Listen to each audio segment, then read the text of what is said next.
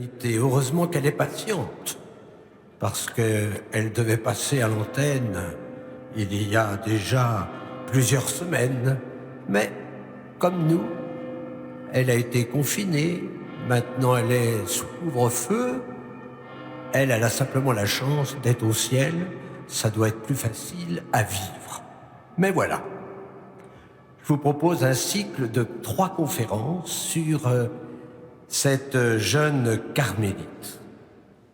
Ce qui nous frappe le plus dans la vie d'Élisabeth de la Trinité, c'est son trésor qu'elle nous transmet, à savoir l'habitation de la Sainte Trinité dans son âme. Son existence courte, 26 ans, est toute recueillie au-dedans d'une âme de silence, en communion continuelle avec son Dieu vivant en elle, et trouvant dans cette intimité, avec les 3 personnes divines, sa béatitude déjà sur la terre. Oui, c'est au-dedans d'elle-même, dans le ciel de son âme, elle parle souvent du ciel de son âme, qu'elle réalisa sa vocation suprême de louange de gloire. Dès les premières touches divines, Élisabeth se sent attirée par cette voix de silence et de recueillement qui sera d'ailleurs la caractéristique de sa vie. Jeune, elle parcourt et lit les écrits de la Madre, de Sainte Thérèse d'Avila, notamment le chemin de la perfection. Et elle y reconnaît ses propres états d'âme sous l'effet de la grâce qui la saisit au milieu de ses occupations quotidiennes et même de son existence mondaine. Je la cite, « C'est Dieu qui fait tout, nous ne faisons rien. Il voit notre âme si intimement à lui que ce n'est plus nous qui vivons, mais Dieu en nous. » Désormais, sa vie spirituelle est orientée vers l'intérieur de son âme. Chez elle, tout se passe au-dedans. Ses notes intimes de retraite vont dans ce sens. Écoutons-la. Que je ne vive qu'au-dedans, dans cette cellule que vous bâtissez en mon cœur, dans ce petit coin de moi-même où je vous vois, où je vous sens si bien. Oui, que ma vie soit une oraison continuelle, que rien ne puisse me distraire de toi, que je fasse tout sous ton regard.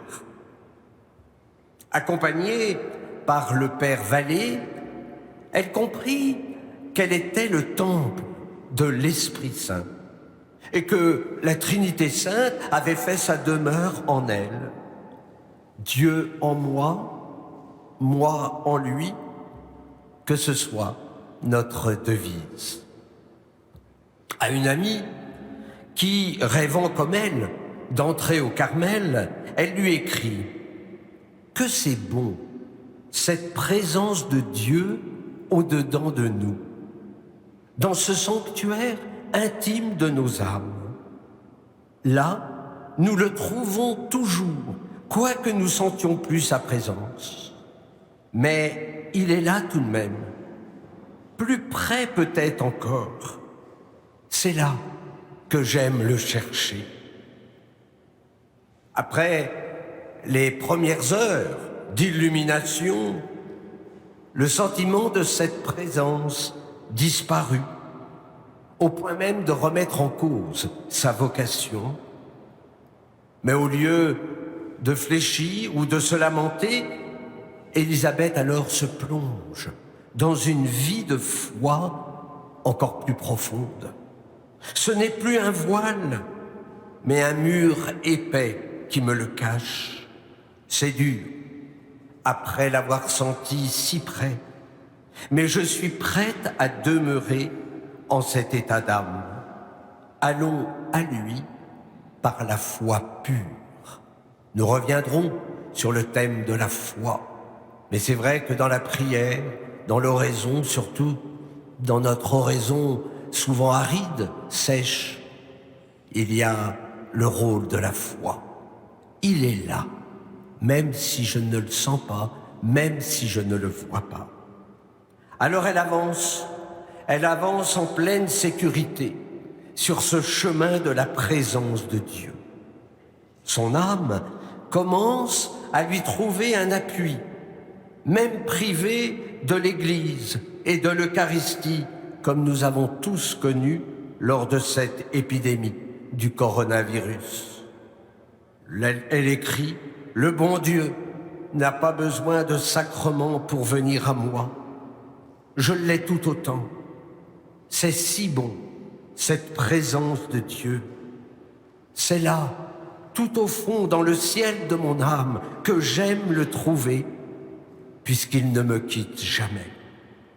Nous le possédons déjà, comme les bienheureux le possèdent là-haut. » Dès son entrée au Carmel, Élisabeth de la Trinité se sentit chez elle. Comme elle dit, la vie d'une carmélite, c'est le silence. On trouve le bon Dieu à la lessive comme à l'oraison. C'est mon maître que je vois partout. Ah oui, les premiers mois, mais c'est toujours comme ça, les premiers mois furent une béatitude. Je vis ce ciel puisque je le porte en moi. Elle vit de la Trinité, en pleine conscience du mystère d'union qui se poursuit au plus intime d'elle-même. Les écrits de Thérèse de Villa, de Jean de la Croix vont l'accompagner sur ce beau chemin spirituel. Comme tous les grands mystiques, elle devra passer par les purifications, ces purifications de la nuit obscure. Le noviciat fut dur. Je la cite, « En la nuit qui précède le grand jour, tandis que j'étais au cœur en l'attente de l'époux, j'ai compris que mon ciel commençait sur la terre, le ciel dans la foi, avec la souffrance et l'immolation pour celui que j'aime. Oui, la croix fut sa dot d'épouse. À travers toutes les nuits, à travers toutes les impuissances, son regard demeure fixé sur la Trinité. Comme elle le dit, je vis dans l'amour, je m'y plonge, je m'y perds, c'est l'infini.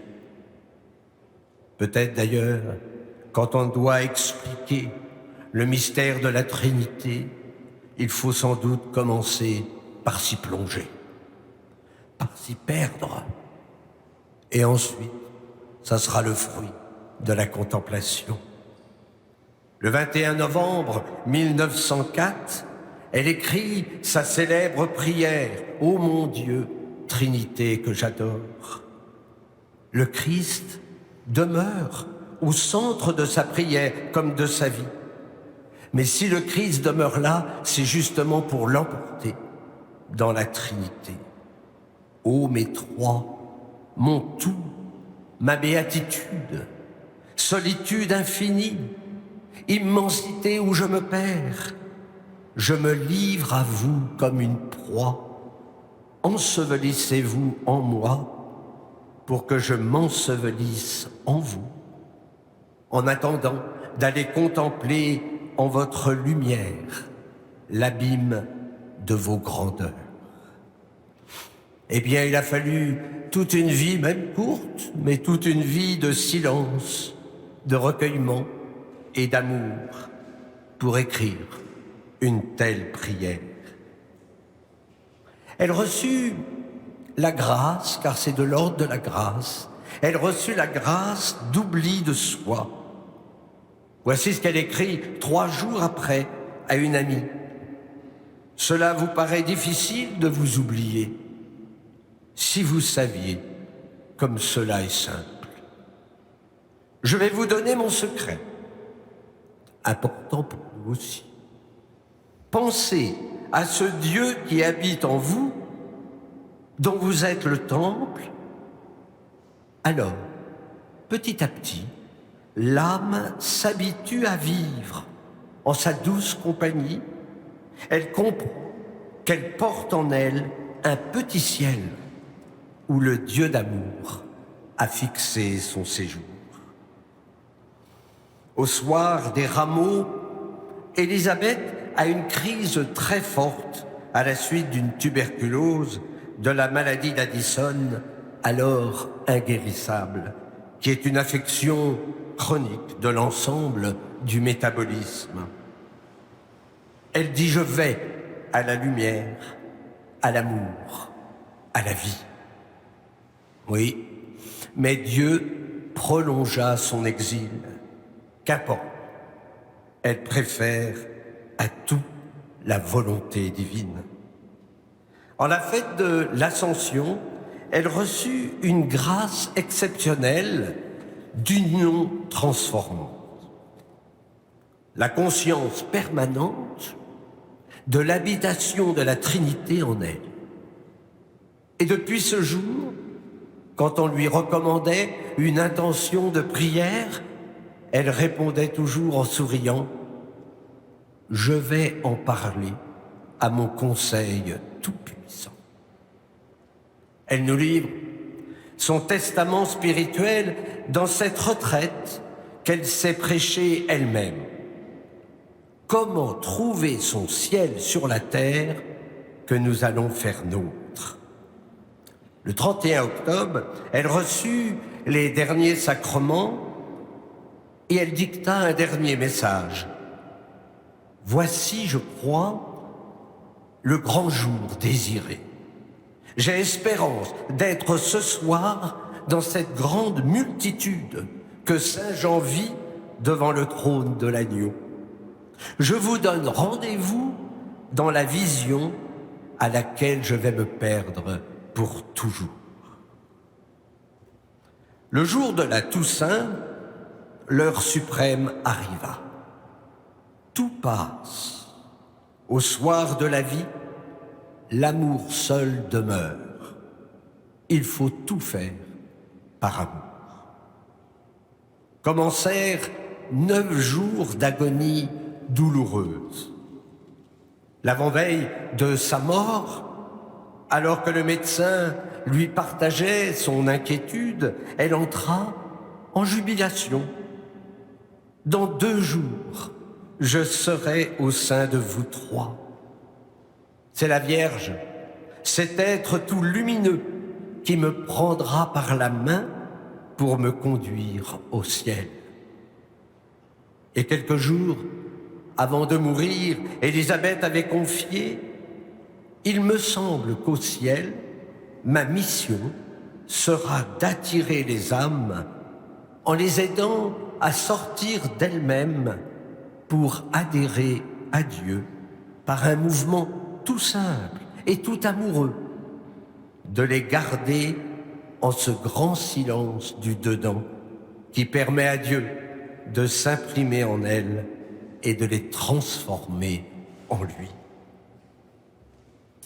Alors il est temps de parcourir cette première retraite, ou si vous voulez, ce traité spirituel, intitulé « Le ciel dans la foi », rédigé 3 mois avant sa mort. Oui, c'est comme son testament spirituel. D'ailleurs, elle adresse ces pages à une jeune maman de 2 enfants, mariée à un banquier. C'est dire que ce texte que nous allons parcourir n'est pas réservé à des carmélites, mais à tout chrétien qui veut s'unir à Dieu. Élisabeth part alors d'une citation de l'Écriture et nous partage le fruit de son oraison. « Je veux que là où je suis, ceux que vous m'avez donnés y soient avec moi. Le Seigneur veut que là où il est, nous y soyons aussi. Non seulement lorsque, naturellement, nous serons dans le royaume, mais déjà maintenant, dans le temps qui est l'éternité commencée. La question est donc de savoir où nous devons vivre avec lui. Et Élisabeth nous dit qu'il s'agit alors d'être fixés en lui, que nous demeurions où il demeure, dans l'unité d'amour. Mais cette demeure, quelle est-elle? Pour Élisabeth, vous l'avez deviné, la demeure, c'est son cœur. Nous retrouvons le génie de saint Augustin. Reviens vers ton cœur. Saint Augustin qui a tant marqué les maîtres du Carmel. Mais Élisabeth ajoute que la Trinité, voilà notre demeure, notre chez nous, la maison paternelle d'où nous ne devons jamais sortir. Oui, il nous faut demeurer d'une façon permanente, habituelle, dit-elle. Il nous faut alors entrer dans le silence pour être dans cette profondeur de notre être. C'est bien là vraiment la solitude où Dieu veut attirer l'âme pour lui parler. Ça reprend mon dernier livre sur le silence de Dieu et le silence des hommes. Malheureusement, nous vivons beaucoup trop à la surface de nous-mêmes, dirait le grand Bernanos. C'est pourquoi Élisabeth nous exhorte à nous laisser glisser sur cette pente dans une confiance pleine d'amour. Nous laisser glisser sur cette pente. Et elle ajoute, c'est dans cette profondeur que nous trouverons la force de mourir à nous-mêmes, c'est-à-dire à déplacer ce moi si envahissant. Et c'est alors que nous serons changés en amour. Voilà le premier jour de sa retraite. Un verset de l'Évangile et un commentaire spirituel de quelques lignes. Et nous arrivons au deuxième jour de sa retraite. Comme vous le voyez, ce ne sont pas de longs discours, ce sont le fruit de son oraison, c'est-à-dire ce sont ces mots choisis qui résonnent dans nos cœurs. Nous sommes capables de le faire. Il suffit de prendre un verset et de laisser résonner les mots. Le royaume de Dieu est au-dedans de vous, dit le Seigneur. Donc, puisqu'il est au-dedans, nous n'avons pas à sortir de nous-mêmes pour trouver Dieu. Dieu est le centre de notre âme. En revanche, l'âme n'est pas dans son centre le plus profond, puisqu'elle peut aller plus loin. Mais jusqu'où?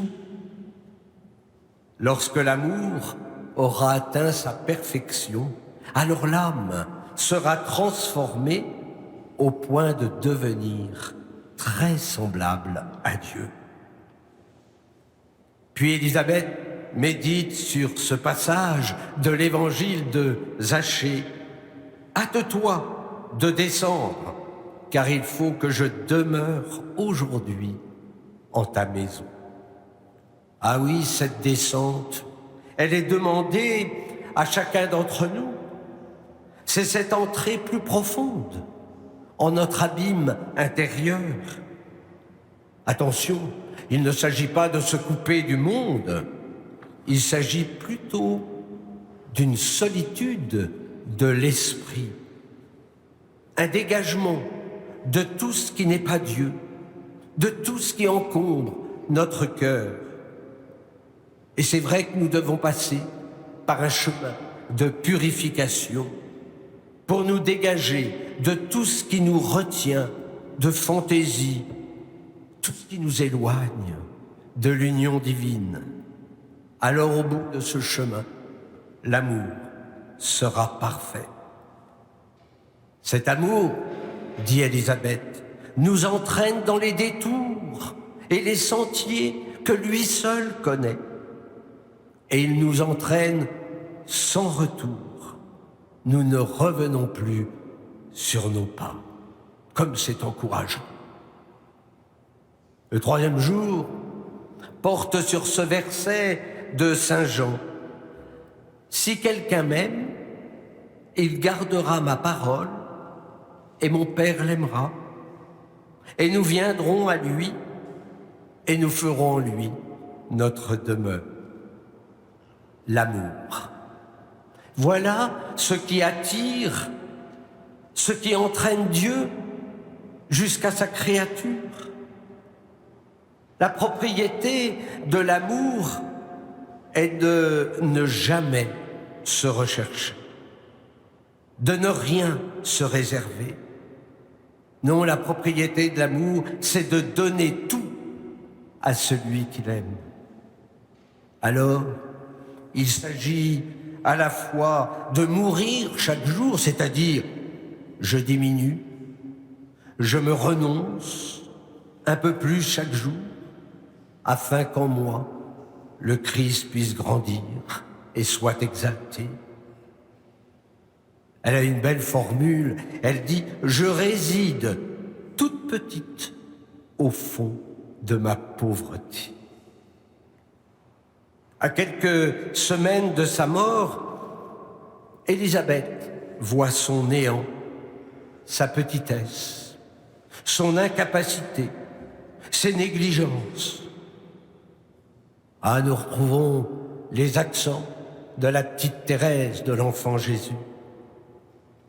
Elle a compris qu'être chrétien, ce n'est pas d'abord être quelqu'un de bien, mais à cause de sa pauvreté, de savoir s'en remettre à celui qui n'est que miséricorde. Vous savez, ce chemin, c'est celui de la divinisation progressive. Alors nous avançons avec Élisabeth. Notre Dieu est un feu dévorant qui transforme en lui-même tout ce qu'il touche. Oui, c'est l'embrasement de l'amour. L'âme se plonge dans un foyer d'amour qui brûle en elle. Nous comprenons alors que dans l'oraison, comme dit le catéchisme de l'Église catholique, dans l'oraison, les paroles sont des brindilles qui alimentent le feu de l'amour. C'est Dieu lui-même qui nous dit son désir de voir brûler ce feu de l'amour. Nous arrivons pour arriver à une telle communion, l'âme doit se livrer tout entière. Qu'est-ce que ça veut dire? Ça veut dire que notre volonté doit être doucement perdue en la volonté du Père. Et à ce moment-là, nous faisons tout avec amour. Au milieu des sollicitudes de la vie, l'âme peut dire une seule occupation, c'est d'aimer. Tout au long de cette retraite, Élisabeth veut nous tracer un chemin. Habiter avec le Seigneur, demeurer en lui, pour découvrir que le Père est au centre de l'âme, au cœur de l'embrasement de l'amour qui nous met en communion avec la Trinité. Alors, nous arrivons au 5e jour, et elle médite cette parole. Si quelqu'un entend ma voix et m'ouvre sa porte, j'entrerai chez lui et je souperai chez lui et lui avec moi. Mais alors, Si c'est vrai, mais sans hésiter, il nous faut ouvrir la porte de nos cœurs. Car si le Christ vient, il vient avec ses trésors. Il arrive continuellement comme si jamais il n'était venu. Vous savez, son arrivée consiste en un éternel maintenant. Et c'est pourquoi l'oraison est toujours un moment de joie, de surprise, d'attente. La capacité de l'âme, dilatée par l'arrivée de Dieu, semble sortir d'elle-même pour passer à travers les murs dans l'immensité de celui qui arrive. Tout ce que le Christ a, tout ce qu'il est, il nous le donne. Mais le Christ demande plus que nous ne sommes par nous-mêmes capables de donner. Il veut conserver notre vie pour la changer en la sienne. L'amour entraîne en soi son objet. Jésus nous entraîne en lui. Alors, nous allons au-devant de lui, de son esprit qui est son amour, et cet amour nous brûle, cet amour nous consume, cet amour nous attire dans l'unité divine où nous attend la béatitude. Oui, Jésus nous regarde et il dit « J'ai désiré d'un grand désir manger cette Pâque avec vous. » Alors Élisabeth médite sur le rôle de la foi sur ce chemin spirituel. Je la cite, « La foi nous rend tellement certains et présents les biens futurs que par elle, ils prennent être en notre âme et qu'ils y subsistent avant que nous en jouissions. » Saint Jean de la Croix, un de ses maîtres, dit qu'elle nous sert de pied pour aller à Dieu. La foi nous sert de pied pour aller à Dieu. Et encore, quelle est la possession à l'état obscur. Même si nous sommes dans la nuit, grâce à la foi, eh bien déjà, nous possédons. C'est la foi qui verse à flot au fond de nous tous les biens spirituels.